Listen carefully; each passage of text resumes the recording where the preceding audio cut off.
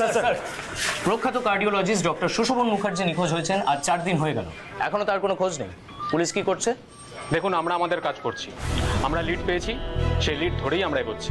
গত 3 দিন ধরে এই একই কথা শুনে যাচ্ছি, পুলিশের কাজে কোনো অগ্রগতি দেখতে পাচ্ছি না। দেখুন, ডক্টর সুশোভন মুখার্জিকে খুঁজে বার করতে আমরা আপ্রাণ চেষ্টা চালাচ্ছি। দেখুন, ডক্টর সুশোভন মুখার্জি শুধুমাত্র একজন চিকিৎসকই নন, একজন মস্ত বড় সেলিব্রিটি, সমাজসেবী। তার মতো মানুষকেই যদি পুলিশ 4 দিন পরে উদ্ধার করতে না পারে, তাহলে সাধারণ মানুষ পুলিশের ওপর ভরসা রাখবে কিভাবে? 4টে দিন সময় দিয়েছেন, আর 2টো দিন সময় দিন, আমি কথা দিচ্ছি ডক্টর মুখার্জির খোঁজ আমি এনে দেবো, প্রমিস।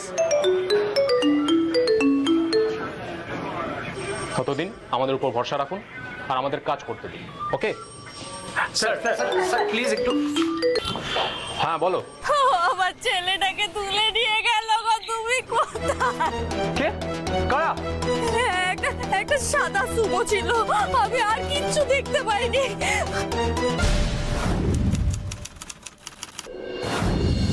হিউম্যানিটি নার্সিং হোমের কর্ণধার বিখ্যাত চিকিৎসক ডক্টর সুশোভন মুখার্জির অন্তর্ধানের পর কেটে গেছে 5-5টা দিন।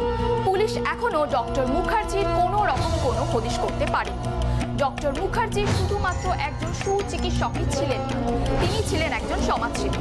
তিনি আর্ত মানুষের সেবায় তার হিউম্যানিটি নার্সিং হোমটি প্রতিষ্ঠা করেছেন, যার 50% বেড গরিব মানুষের জন্য সংরক্ষিত এবং সেখানে সম্পূর্ণ বিনামূল্যে তারা চিকিৎসা পেয়ে থাকেন। এমন একজন সুচিকিৎসক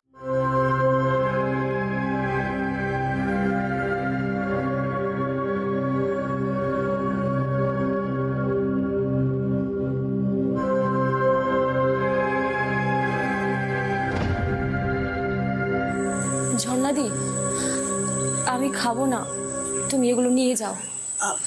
দিদিমণি, না খেয়ে খেয়ে তো শরীর খারাপ করবে, অল্প কিছু খেয়ে নাও। আমি তো বললাম তোমায় আমি খাবো না, তুমি এগুলো নিয়ে যাও।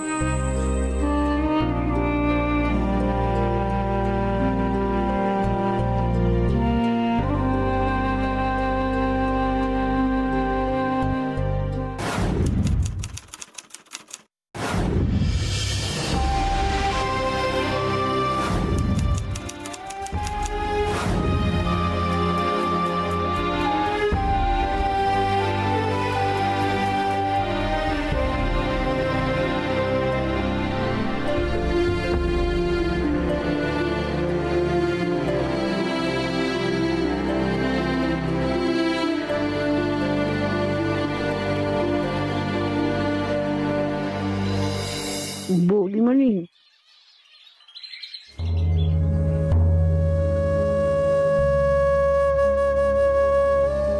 বলছি সেই দারোগা বাবুটা এসছে, লনে দাঁড়িয়ে আছে, ভেতরে ডেকে আনবো?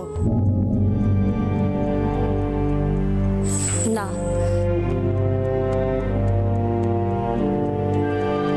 সুতপা ছেলেটা কি আমার নয়? আমি তো চেষ্টা করছি, বলো। কি চেষ্টা করছো তুমি? কি চেষ্টা করছো? পুলিশ ডিপার্টমেন্টের এত উঁচু পোস্টে রয়েছো তুমি, তোমার ছেলে হারিয়ে গেছে, 24 ঘন্টা হয়ে গেছে, এখনো তুমি ওকে আনতে পারোনি। কি করছো তুমি? কোথায় আছো? সুতপা, আমি এখন ডাক্তার মুখার্জির বাড়িতে এসেছি ওনার স্ত্রীর সাথে কথা বলতে। বুঝেছি, তোমার ছেলের প্রতি তোমার কোনো চিন্তা নেই। তুমি এই বুড়ো ডাক্তারটাকে খোঁজার জন্য 24 ঘন্টা পার করে দিলে। সুতপা, এখন ফোনটা রাখো, আমি কথা দিলাম আমি রিজুকে আজকের মধ্যে নিয়ে আসবো, এখন কথা বলতে পারছি না, ফোনটা রাখো প্লিজ।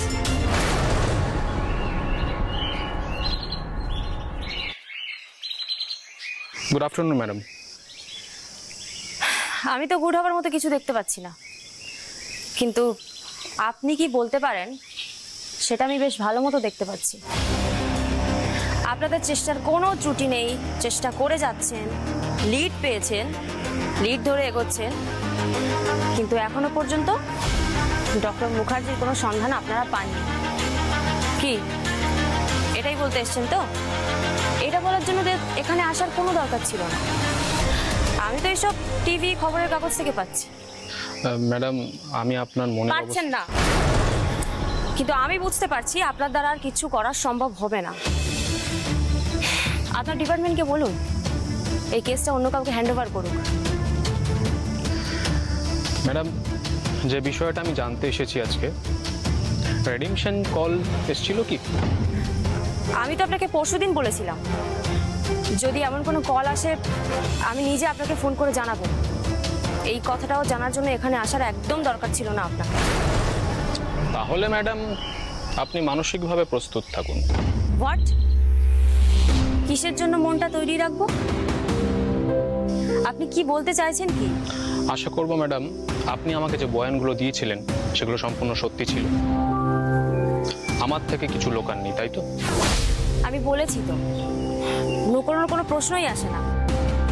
আমি আপনাকে যা বলেছি তার সমস্তটাই সত্যি। ঘটনার দিন ডক্টর মুখার্জির সাথে আপনার কোনো রকম ঝগড়া বা গন্ডগোল হয়নি, তাই তো? বলছি তো, না হয়নি। বরং আমি দুদিন ধরে খুব অসুস্থ ছিলাম, আর ও আমায় নিয়ে খুব চিন্তিত ছিল। বুধবার মানে যেদিন রাতে নার্সিংহোম থেকে ও আর বাড়িতে ফিরল না, সেই দিন রাতেই ও আমাকে লাস্ট কল করেছে, রাত 9টায়। কি স্যার, আজ কি বাড়িতে ফিরবেন না নাকি? হ্যাঁ, এক্ষুনি বেরোচ্ছি। আমার শরীর এখন কেমন আছে? আমার কথা মনে আছে? আমি তো ভাবলাম ভুলে গেলে। আজ কি নার্সিংহোমে থাকবে নাকি? এক্ষুনি বেরোচ্ছি। তোমার শরীর ভালো আছে তো? আরে বলোই না। আরে বাবা, আমি একদম ফিট আছি, কাল থেকে নার্সিংহোম যেতে পারবো। তুমি এক্ষুনি বের হও, আর কথা বলো না, রাখো। জাস্ট 20 মিনিটের মধ্যে তোমার সামনে হাজির হচ্ছি ম্যাডাম। ঠিক আছে, এক্ষুনি এসো, রাখছি। তারপর ডাক্তার মুখার্জি গাড়িতে বসলেন বাড়িতে আসার জন্য। উনি নিজেই ড্রাইভ করতেন, ড্রাইভার রাখতেন না, বলতেন প্রাইভেসি নষ্ট হয় তাতে, তাই তো? হ্যাঁ, আমি তো এগুলো আপনাকে আগেই বলেছি, কিন্তু আপনি বলুন তো কেন বললেন মনটা তৈরি রাখতে? কিসের জন্য মনটা তৈরি রাখবো? দেখুন, ডক্টর মুখার্জির আপনার সাথে ঘটনার দিন কোনো গন্ডগোল হয়নি। তা না হলে ভাবতাম যে উনি লুকিয়ে গিয়ে কোথাও বসে আছেন। তার মানে প্রথম সম্ভাবনাটি আমাদের ডিলিট করে দিতে হচ্ছে। এবার হলো দ্বিতীয় সম্ভাবনা। দ্বিতীয় সম্ভাবনাটি হলো কোনো গ্যাং ওনার মতো সেলিব্রিটিকে মোটা টাকা পাওয়ার আশায় লুকিয়ে নিয়ে গিয়ে আটকে রেখেছে, কিন্তু সেটাও তো ডিলিট করে দিতে হচ্ছে, কারণ 5 দিন হয়ে গেল এখনো অবধি মুক্তিপঞ্চে কোনো কল আসেনি। এইবার হলো তৃতীয় সম্ভাবনা, যেটা খুব ভয়ঙ্কর। কি বলতে চাইছেন আপনি? কি বলতে চাইছেন? না না, এতটা খারাপ কিছু ভাববেন না। চতুর্থ সম্ভাবনাও আছে, এবং সেটা বেশ আশাব্যঞ্জক। তবে সেটা আজকে বলবো, নেক্সট দিন বলবো। আজকে আসি তবে। নমস্কার ম্যাডাম।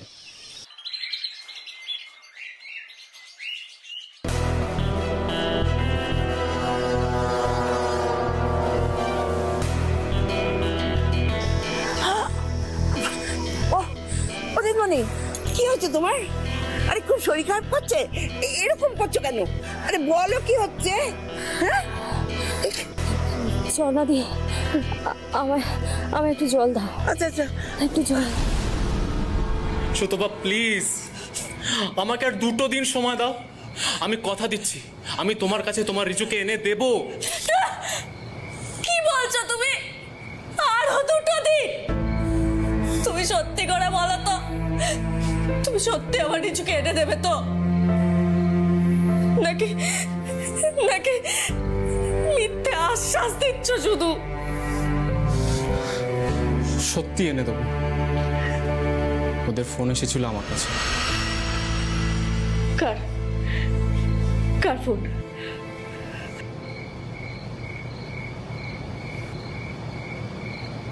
কিডন্যাপারদের। বিমল বাবু কথা বলছেন? হ্যাঁ বলছি। ডক্টর সুশোভন মুখার্জির কেসটার আইও তো আপনি, তাই তো? হ্যাঁ। কেসটা থেকে বেরিয়ে আসুন। আপনি কে যে আপনি বলবেন আর অমনি আমি কেসটা থেকে বেরিয়ে আসবো? আসবেন, কারণ আপনার ছেলে রিজু আমাদের হাতে। 2 দিন সময় দিচ্ছি, তার মধ্যে কেসটা থেকে বেরিয়ে আসুন। বেরিয়ে এসো, ওই ডাক্তারটার কেসটা থেকে বেরিয়ে এসো তুমি। আচ্ছা, তোমার ডিপার্টমেন্টে কি আর কোনো অফিসার নেই যে এই কেসটা সামলাতে পারবে? তোমাকেই সলভ করতে হবে। তুমি বেরিয়ে এসো না। আর তোমার বস যদি না ছাড়ে, তাহলে তুমি চাকরিটা ছেড়ে দাও। তোমার ছেলে আগে, না ওই কেসটা। ছেলে আগে। সুতপা, আমি বেরিয়ে আসবো।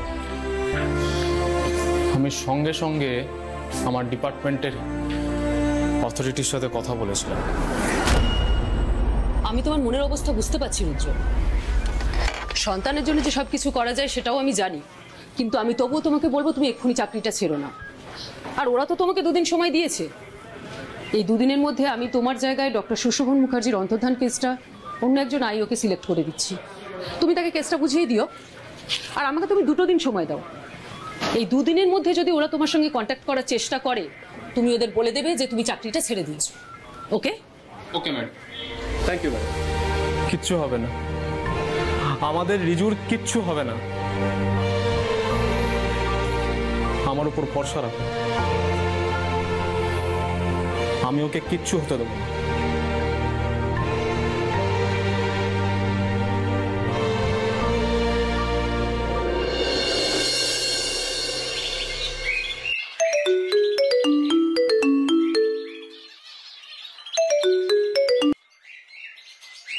হ্যাঁ বলুন ডাক্তার দাস। কেমন আছেন ম্যাডাম? টিভিতে তো দেখছি পুলিশ তো তেমন কিছুই করছে না। বলছিলাম অনেক মিনিস্টার তো স্যারের পেশেন্ট ছিলেন, তো ওনাদের একটু ফোন করলে ভালো হতো না? সেটাই ভাবছি। এই অফিসারকে দিয়ে কিচ্ছু হবে না। তারপর নার্সিংহোম ঠিকঠাক চলছে তো? এটা কি করে বলি বলুন তো? কেন, ডক্টর মাইতি কি ঠিকঠাকভাবে দেখাশোনা করছেন না? উনি তো এখন নার্সিংহোমের চার্জে আছেন।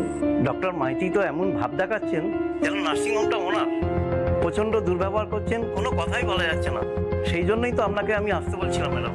যেমন রিসেন্ট একটা ঘটনা ঘটেছে। কি হয়েছে? নার্সিংহোমে একটা ডাইনি অ্যাডমিশন নিয়ে বসে আছে 2 দিন ধরে, কিছুতেই কেবিন ছাড়ছেন না। এদিকে এই কেবিনটা 50% ফ্রি ক্যাটাগরির কেবিন। আপনি এসব ডাইনিতে বিশ্বাস করেন? ম্যাডাম, আগে আমিও বিশ্বাস করতাম না, কিন্তু এখন বিশ্বাস করতে শুরু করেছি। আপনি কাইন্ডলি একবার নার্সিংহোমে আসুন। কেন, ডক্টর মাইতি কি করছেন? ওনাকে বলেননি কেন? ওনাকে বলেছিলাম, উনি কোনো পাত্তাই দিলেন না। ডক্টর মাইতি, বল। আপনি আপনার ঘর ছেড়ে এই ঘরে কি করছেন? ডক্টর মুখার্জি আর আমার অনুপস্থিতির জন্য আপনাকে নার্সিংহোমের চার্জ দেওয়া হয়েছে। তার মানে এই নয় যে আপনি ডক্টর মুখার্জি রুমে এসে বসার অধিকার পেয়ে গেলেন। সরি ম্যাডাম, তো আমি কিন্তু স্যারের চেয়ারে বসিনি। তবে হ্যাঁ, আমার এটা অন্যায় হয়েছে। আপনি প্লিজ বসুন। দাঁড়ান। বলুন ম্যাডাম। ডক্টর মাইতি, নার্সিংহোমে এসব কি হচ্ছে? গরিবদের জন্য কোটার ফ্রি কেবিনে একজন বুজরুক 2 দিন ধরে বসে আছে, আর আপনি কিছু করছেন না কেন? বুজরুক কে বলুন তো ম্যাডাম? আরে সবাই যাকে ডাইনি বলছে। ও, নার্সিংহোমে ওসব কেউ রুমার ছড়িয়েছে। ডাইনি ফাইনি কিচ্ছু না ম্যাডাম। ওই একটি 7-8 বছরের মেয়ে, আদিবাসী মেয়ে, নাম বিন্দি ওরাও। ওর মা বাবার সঙ্গে এসছে, ভীষণ পুয়ার। আমি ওদের কাগজপত্র দেখেছি। ওরা ওই আপনার পুরুলিয়ার ওদিকেই কোথাও থাকে, সেই জন্যই ফ্রি ক্যাবিনে আছে। কি হয়েছে মেয়েটির? কি জন্য ভর্তি হয়েছে? মানসিক ভারসাম্যহীন মেয়েটা, উল্টোপাল্টা বকছে আর মাঝে মাঝে কেঁপে কেঁপে জ্বর আসছে। ওর সমস্ত রকম টেস্ট করানো হয়েছে, তাতে কিচ্ছু পাওয়া যায়। তা পাওয়া যখন যায়নি, তাহলে কেবিনে আটকে বসে আছে কেন ওরা? ওদের জন্য তো একজন সত্যিকারের গরিব ফ্রি চিকিৎসা থেকে বঞ্চিত হচ্ছে। আসলে ওরা অনেক দূর থেকে এসছে তো, আমি ভাবছিলাম একবার সাইকিয়াট্রিস্ট ডক্টর নন্দীকে একবার দেখিয়ে নিতাম। হ্যাঁ, সেটা তো ওপিডিতেও করা যেত না? তার জন্য কেবিনে আটকে রাখবেন কেন? সরি ম্যাডাম, আমি এইভাবে ঠিক ভাবিনি। চলুন মেয়েটির কেবিনে চলুন। চলুন।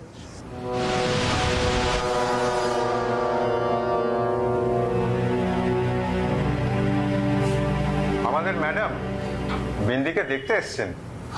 পেন নামটা লেভেল বাটে দিদিমণি। নমস্কার। শুনুন, বিন্দিকে দেখার পরে ম্যাডাম যদি মনে করেন, তবে কিন্তু এক্ষুনি কেবিন ছেড়ে দিতে হবে। ওকে?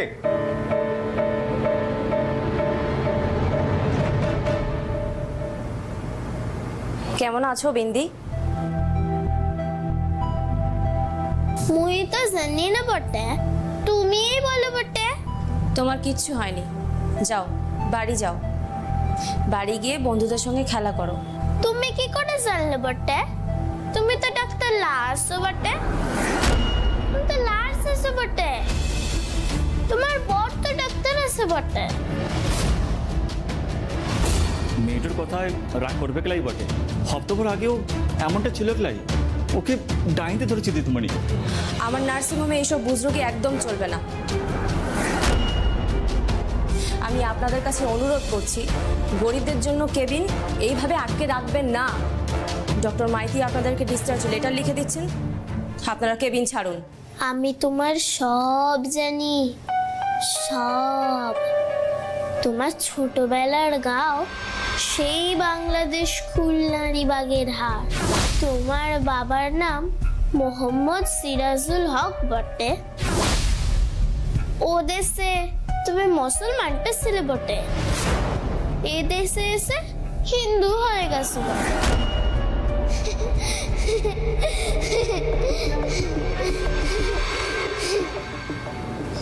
এই বয়সে তোমায় বুজরুকিটা কে শেখালো বিন্দি?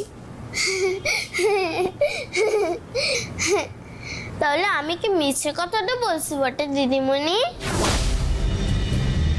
ও দাস ডাক্তার, আপনার কিছু জানার আছে বটে? হ্যাঁ, আজ 6 দিন হয়ে গেল, পুলিশ তো কিছুই করতে পারলো না। তুই বলতে পারবি আমাদের স্যার ডক্টর মুখার্জি এখন কোথায় আছে?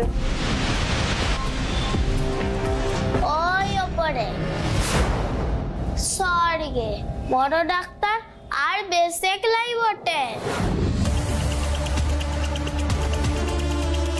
What nonsense! Stop it bindi. কোথায় কোথায় মারা গেছেন উনি? ডক্টর মাইতি, কি শুরু করেছেন আপনারা? প্লিজ ম্যাডাম, তুই বল কোথায় স্যারের বডিটা কোথায়? Stop it. একটা জায়গা আছে বটে, জায়গাটার নাম বড় জোড়া। বড় ডাক্তারের বন্ধুর পরে থাকা একটা বাগান বাড়ি আছে।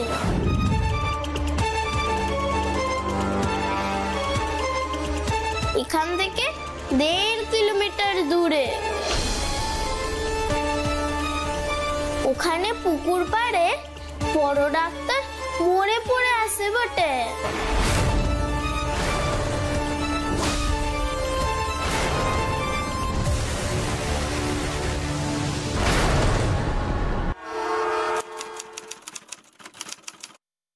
সম্পূর্ণ বুজরুকি। তবে আমাকে এই খবরটা জানিয়ে আপনার অত্যন্ত ভালো কাজ করছে। এইসব বুজরুকরা সমাজের অনেক ক্ষতি করছে। আমি দেখাচ্ছি মজা বাজা তোমাদের। এক্স্যাক্টলি, আমি এই কথাটাই ডক্টর দাস এবং ডক্টর মাইতিকে বোঝাতে চেয়েছিলাম। অফিসার, আমি একটা জিনিস কিছুতেই বুঝতে পারছি না, নার্সিং হোমে বসে এই বুজরুকিগুলো করে ওদের কি লাভ হচ্ছে? লাভ তো আছেই, খুব সহজে প্রচারের আলোয় আসা যাবে। হিউম্যানিটির মতো এত বড় একটা নার্সিং হোমে বসে সমস্ত ডাক্তারদের ভূত, ভবিষ্যৎ, বর্তমান বলে দিচ্ছে একটা বাচ্চা মেয়ে। এটা তো খুব সহজে সমাজের সব স্তরের মানুষের কাছে পৌঁছে যাবে। জানলে এক্ষুনি মিডিয়া চলে আসবে, এটাই তোরা চাইছে। কিন্তু আমাদের চেষ্টা করতে হবে এই খবরটা যাতে বাইরে না যায়। একদম, এই খবরটা যদি বাইরে যায় আমার নার্সিং হোমের রেপুটেশন খারাপ হয়ে যাবে। আর আমার হাজবেন্ড ডক্টর মুখার্জি, উনি যখন ফিরে আসবেন আমি তাকে কি জবাব দেব? আপনি চিন্তা করবেন না ম্যাডাম, আমি এই ব্যাপারটা কড়া হাতে দমন করব। চলুন তো ওই বুজরুকটার সাথে দেখা করে আসি। হ্যাঁ চলুন।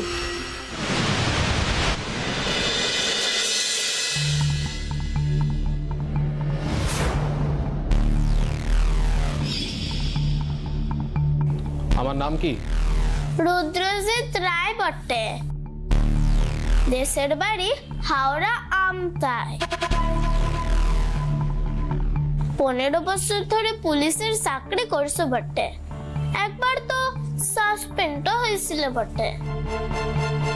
আমার সাথে বুজরুকি করে কোনো লাভ হবে না রে মেয়ে, আমি সহজে চমকাই না।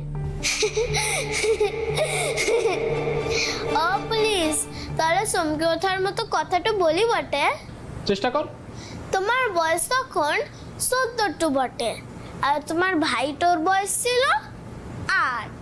তোমার ভাইটো জলে ডুবে মারা গিয়েছিল বটে, তোমার চোখের সামনে।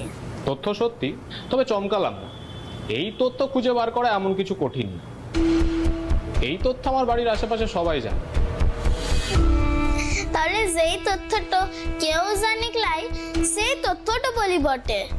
তুমি কিন্তু খুব ভালো সাঁতারটা জানতে। তবু সেদিন ভাইটোকে ডুবে যেতে দেখে তুমি কিন্তু বাঁচাওনি বটে, তুমি ভাইটোকে হিংসে করতে। সেই দিনের ঘটনাটা তুমি আজও কষ্ট দেয় বটে।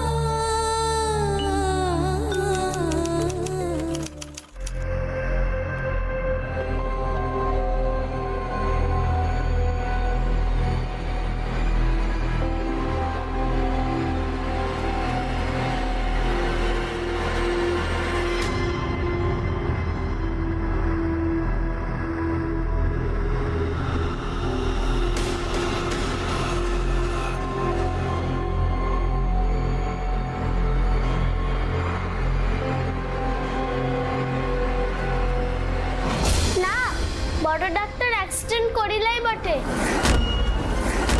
বড় ডাক্তারকে খুন করেছে বটে। খুন কে কে খুন করেছে বিন্দি?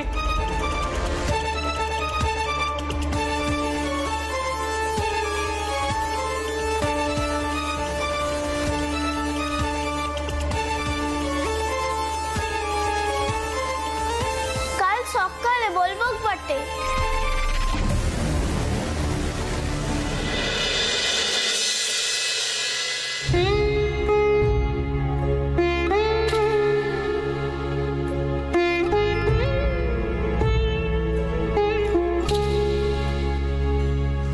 অফিসার, আমি একটা কথা কিছুতেই বুঝতে পারছি না।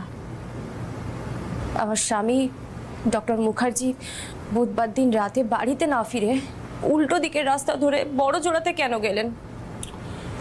সেটা তদন্ত করে দেখতে হবে ম্যাডাম। তবে কাল সকালে বিন্দি কি বলে একবার সেটা শুনি। হ্যাঁ অফিসার, বলছি বিন্দির কেবিনের সামনে রাতে কি পুলিশ মোতায়েন করবেন? না না, তার কোনো প্রয়োজন আছে বলে মনে করি না। এমনিতেই আপনাদের হসপিটালের সিকিউরিটি ব্যবস্থা যথেষ্টই ভালো। কিন্তু আমার কেমন মনে হচ্ছে যেন দুটো পুলিশ রাখলে অন্তত ভালো হতো। ম্যাডাম, আপনি কি বিন্দির কিডন্যাপ হওয়ার ভয় পাচ্ছেন? সেই সম্ভাবনা নেই। বিন্দির ব্যাপারটা তো বাইরে কেউ জানেই না।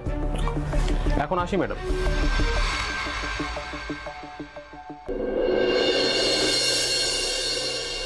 কি বলছেন কি আপনি? এটা কি সত্যি? আমি এক্ষুনি আসছি, আমি এক্ষুনি আসছি। এত সকালে কোথায় যাচ্ছ তুমি? ঝর্ণা দিয়ে আমি নার্সিং হোম যাচ্ছি। নার্সিং হোমে এত সকালে? হ্যাঁ হ্যাঁ। আচ্ছা ঠিক আছে, যাবে যাও, কিছু অন্তত মুখে দিয়ে যাও। আমার সময় নেই, তুমি সামনে থেকে সরো। আরে শোনো, আপনি না একটা মোস্ট ওয়ার্ডলেস পারসন। আপনাকে দেখে মনে হয় আপনি ভীষণ স্মার্ট, খুব বুদ্ধিমান, কিন্তু আপনি আসলে একটা অতীব মাথা মোটা লোক। আমি আপনাকে বারবার কাল রাতে বলেছিলাম বিন্দির কেবিনের সামনে পাহারা জোরদার করুন, পুলিশ মোতায়েন করুন, কিন্তু আপনি কি বললেন? দরকার নেই। আর তাতে কি হলো? জাস্ট একটা রাতের মধ্যে বিন্দির মা বাবাকে অজ্ঞান করে ফেলে রেখে বিন্দিকে তুলে নিয়ে চলে গেল দুষ্কৃতীরা। আসলে ম্যাডাম, থামুন, আপনি আর একটাও কথা বলবেন না। উফ, মিডিয়া জানতে পারলে যে কি অবস্থা হবে আমি জাস্ট ভাবতেই পারছি না। দুদিন আগে আমার স্বামী ডক্টর মুখার্জির লাশ পাওয়া গেল, আর এখন আমার নার্সিং হোম থেকে একটা পেশেন্ট কিডন্যাপ হয়ে গেল। বিন্দি তো আর যে সে পেশেন্ট নয়। এই তো বলেছিল আজ সকালেই বলবে কে কোনটা করেছিল, সেটা জানাই হলো না।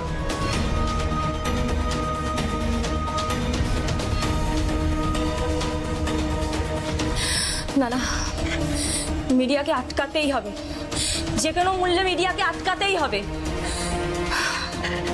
মিডিয়া যদি জানতে পারে কি হবে আমি জাস্ট ভাবতে পারছি না, আমি জাস্ট আর নিতে পারছি না।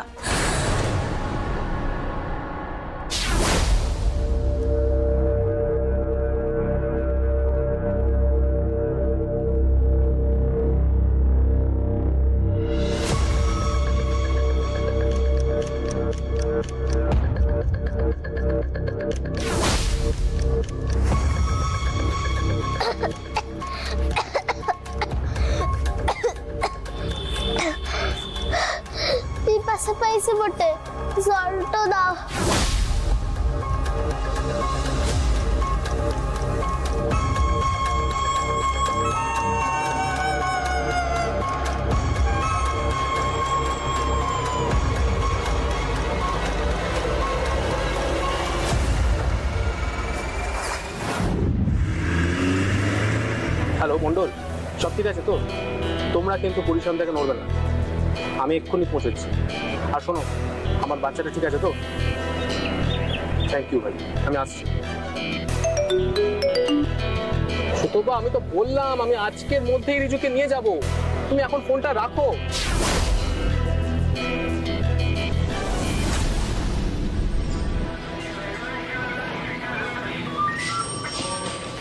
ম্যাডাম।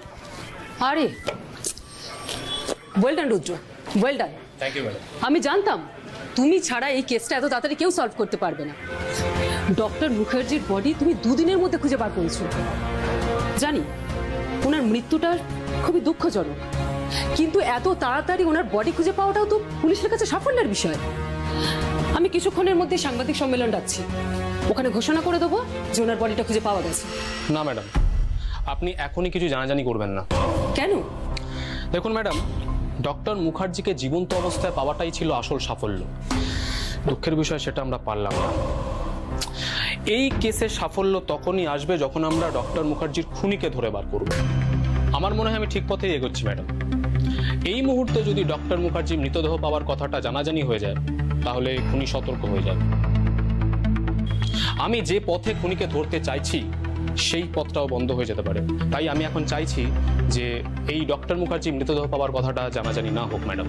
ঠিক আছে, তুমি যখন বলছো এখন করছি না, তবে কবে ঘোষণা করতে হবে সেটা কিন্তু আগে থেকে জানিয়ে দিও। অবশ্যই ম্যাডাম। বাস চালাও।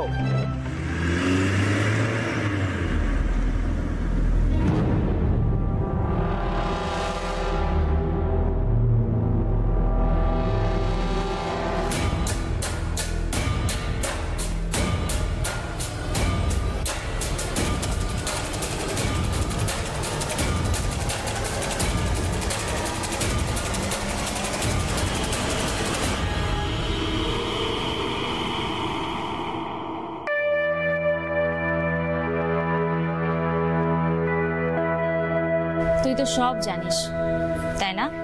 জানি তো বটে, আর আমি সব জানি বলে তুমি ভয় পেয়ে আমাকে এখানে তুলে এনেছো বটে। এ বিন্দি, শোন না, তুই কি করে সব জানলি রে? সত্যি কি তোর কোনো ক্ষমতা আছে, নাকি তোর বাবা মা আমাকে ব্ল্যাকমেল করতে সমস্ত ইনফরমেশন কালেক্ট করেছিল? যাকে এত কিছু জেনে আর লাভ নেই, তুই মরলে আমার সব চিন্তা শেষ। বল, মরার আগে তোর শেষ ইচ্ছেটা বল, বল না একবার। বুজরুক মেয়ে। ডাক্তার দাদাবাবু নার্সিংহোমে ওই অভিরূপা দিদিমণি নার্স ছিলেন। আসলে দাদাবাবু না ওনাকে খুব ভালোবাসতো। তো একদিন হঠাৎ করে আমাদের বড় দিদিমণি, মানে ওই ডাক্তারবাবুর প্রথম পক্ষের স্ত্রী, অসুস্থ হয়ে পড়লেন। দাদাবাবু তো নিজেই ডাক্তার, তাই ওই চিকিৎসা করে না সুস্থ করে তুলছিলেন। তো বড় দিদিমণি সুস্থ হয়েও যাচ্ছিল, অমনি হঠাৎ করে দাদাবাবুর একটা বিদেশে কাজ পড়ে গেল। বড় দিদিমণির না সব দায়িত্ব এই অভিরূপা দিদিমণির ওপর দিয়ে গেলেন। অভিরূপা দিদিমণিও আদৌ যত্ন করে দিদিমণিকে সুস্থ করে তুলছিলেন, সুস্থ হয়েও যাচ্ছিল। তারপর একদিন হঠাৎ করে আমাদের বড় দিদিমণি হার্ট ফেল করে মারা গেলেন। তুমি কি মনে করো তোমার বড় দিদিমণির মৃত্যুতে অভিরূপা ম্যাডামের হাত আছে? হ্যাঁ, কারণ উনি ওই বড় দিদিমণির খাবারের সঙ্গে না ওই সাদা সাদা গুঁড়ো গুঁড়ো কি সব মিশিয়ে দিতেন। তুমি কি করে জানলে? আমি ওই সাদা গুঁড়ো জিনিসটা চুরি করে এনে না দাদাবাবু আর সায়ন বাবাকে দিয়েছিলাম। তো সায়ন বাবা বলেছিল ওটা না আর্সেনিক ছিল স্যার, আর্সেনিক, স্বাদহীন, গন্ধহীন আর বর্ণহীন। হ্যাঁ, খাবারের সাথে মেশালে কিছুই টের পাওয়া যায় না, কিন্তু ওই হার্ট অচল করার জন্য না একেবারে মোক্ষম দাওয়াই। আসলে আমার মার সাথে যেটা হয়েছিল, আপনি আপনার বাবাকে সে কথা বলেননি? বলতাম স্যার, কিন্তু সে সুযোগ আর পেলাম কোথায়। তার আগেই তো নিজের রূপের জালে আমার বাবাকে বেঁধে ফেললো, ওই যে ওই অভিরূপা। বাবা আমার থেকে বেশি ওকে বিশ্বাস করতে শুরু করলো। তারপর একদিন সুযোগ বুঝে বাবাকে বোঝালো যে আমি নাকি ওর শ্লীলতাহানি করেছি। বাবা সেটাই বিশ্বাস করলো আর আমাকে বাড়ি থেকে বার করে দিল। ছেলেটা কাঁদতে কাঁদতে বাড়ির থেকে বেরিয়ে গেল। ওই অভিরূপা দিদিমণি না মানুষ না, একটা অন্য কিছু। আর ওর পাল্লায় পড়ে আমাদের দাদাবাবুও না পাল্টে যেতে লাগলো। আচ্ছা, অভিরূপা ম্যাডামের ব্যাপারে আর কোনো তথ্য? হ্যাঁ জানি, অভিরূপা দিদিমণি হিন্দু নয়, ও মুসলিম। বাংলাদেশে খুলনার কাছে বাগডেরায় ওর বাড়ি। ওর নাম সালমা হক।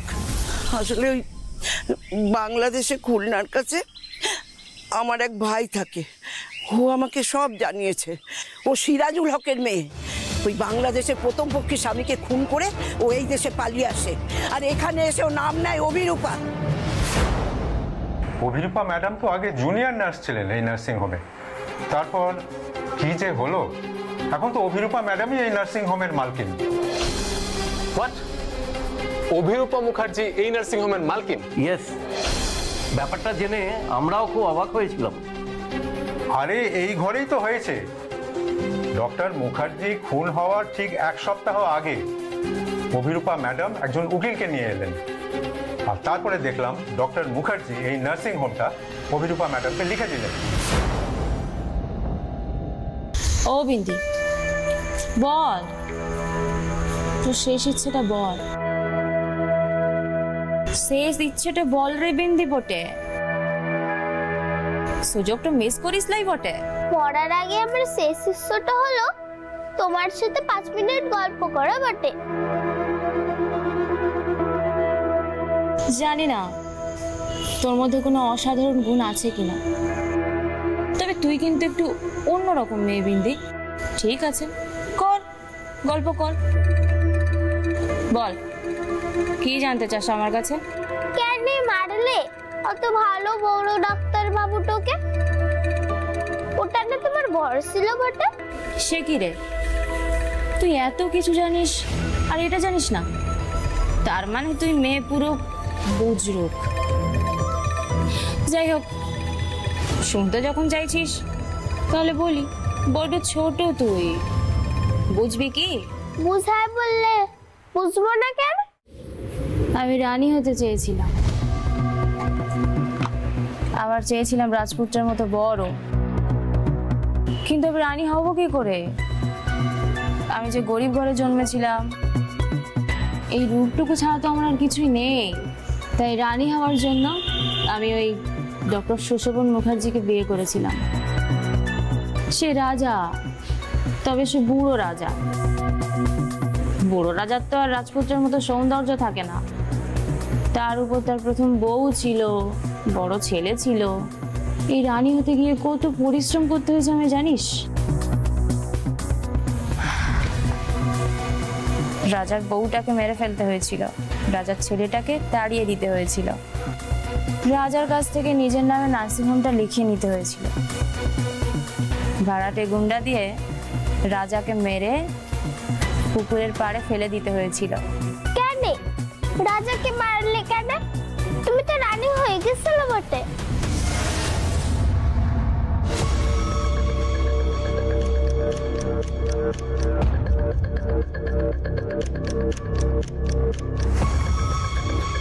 ওরে, তুই কি শুনলি এতক্ষণ?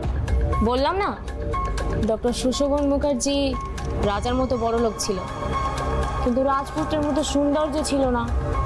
আর এবার যে আমার একটা রাজপুত্র চাই। বিন্দি, তুই তো অনেক কিছু জানিস, তুই রানীকে জিজ্ঞেস করে দেখ না। আমি তো রানী হয়েছি, এবার রাজপুত্র পাবো কি?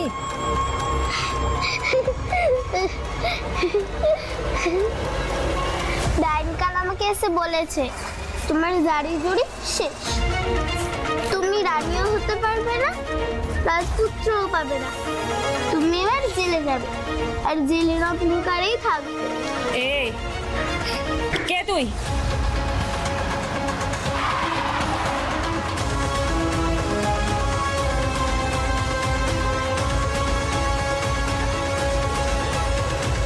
Hands up!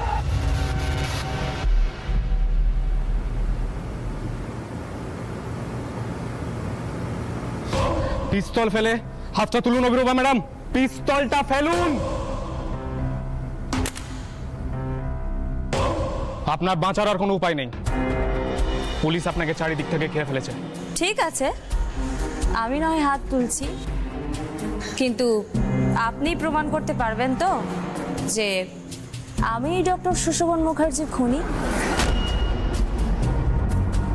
আমার হাত কত লম্বা জানেন তো? জানি তো, সেই জন্যই তো আট ঘাট বেঁধে জাল বেছানো। শুনুন ম্যাডাম, ডক্টর মুখার্জির ডেড বডি আমি বড়জোড়ার বাগানবাড়ির ওই পুকুর পাড় থেকে 2 দিনের মধ্যে উদ্ধার করি, কিন্তু সেই কথাটা আমার ডিপার্টমেন্টের কয়েকজন ছাড়া কেউ জানতো না। কারণ ইতিমধ্যেই আপনার বাড়ির পরিচারিকা ঝর্ণাদি, ডক্টর মুখার্জির ত্যায্য পুত্র সায়ক আর আপনারই নার্সিংহোমের ডাক্তার কর্মচারীদের সাথে কথা বলে আমি বুঝতে পারি যে খুনটা আপনিই করেছেন। কিন্তু আপনি তো রাঘব বোয়াল, আপনাকে গ্রেফতার করবো কিভাবে? এর আগে একটা রাঘব বোয়ালকে গ্রেফতার করে আমি প্রায় 6 মাস সাসপেন্ড হয়েছিলাম। সেই অভিজ্ঞতা কাজে লাগিয়ে এই ডাইনির চিত্রনাট্যটা লিখে ফেললাম। আপনি বড্ড বেশি কথা বলছেন। কোর্ট আপনার এত বকবকানি শুনবে তো? শুনবে শুনবে, কেন শুনবে? এত সাক্ষী আছে আমার। এই আপনারা একটু ভেতরে আসবেন প্লিজ, একটু ভেতরে আসবেন।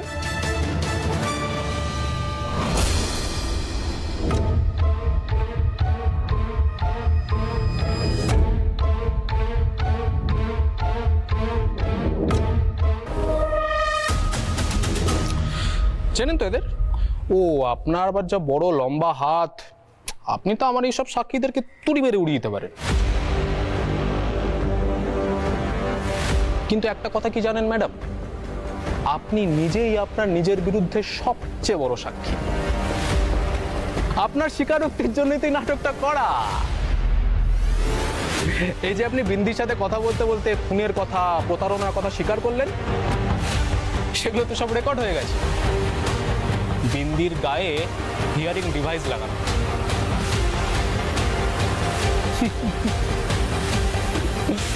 আসুন পরিচয় করিয়ে দিই। বিন্দির বাবা মা আমার ডিপার্টমেন্টেরই একজন স্টাফ। আর বিন্দি কে? বিন্দি কোনো আদিবাসী মেয়ে নয়, বিন্দি কোনো মেয়েই নয়। বিন্দি আমার ছেলে রিজু। তাকে এত সুন্দর আদিবাসী সাজিয়েছে যে সে আমাদেরই পুলিশ ডিপার্টমেন্টের একজন স্টাফ, শখের মেকআপ আর্টিস্ট। ম্যাডাম জানেন, আমার ছেলে রিজু যে এত ভয়ঙ্কর একটা নাটকের চরিত্র হয়ে উঠল, এটা আমার পরিবারের লোকজন জানে না, ইনফ্যাক্ট আমার স্ত্রীও না। আমি যখন চিত্রনাট্যটা লিখতে আরম্ভ করলাম, তখন আমার একটা বাচ্চা মেয়ের প্রয়োজন হয়ে পড়ল। তখন মনে পড়লো অন্যের বাচ্চাকে বিপদে ফেলবো কেন, লড়াইটা যখন আমার, তখন বাচ্চাটা আমারই হোক না। ম্যাডাম, আমার নিজের বাচ্চার জীবন বাজি রেখে আপনার সাথে লড়েছি। আপনার বিচার না হওয়া পর্যন্ত তো আপনাকে আমি ছাড়বো না। অভিনয়ে বিন্দির মাথায় ডাইনি ভর করত, যে ডাইনির অস্তিত্ব বাস্তবে নেই। তবে বাস্তবে আপনারা আছেন ম্যাডাম, যাদের মানুষের মতো দেখতে কিন্তু এক একটা সাক্ষাৎ ডাইনি। আপনার শাস্তি না হলে তো চলবে না। তোমার শাস্তিটা তো না হলে চলবে কিলাই বটে।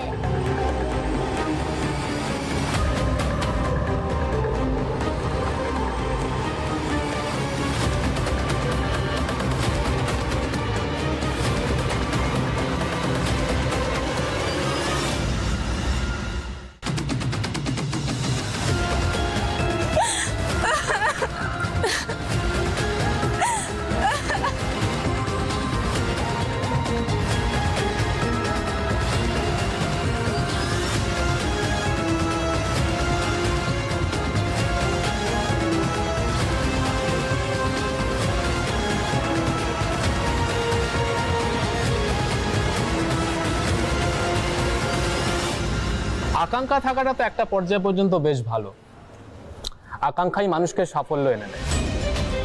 তবে আকাঙ্ক্ষার সাথে সাথে সংযম থাকাটাও তো জরুরি, তাই না?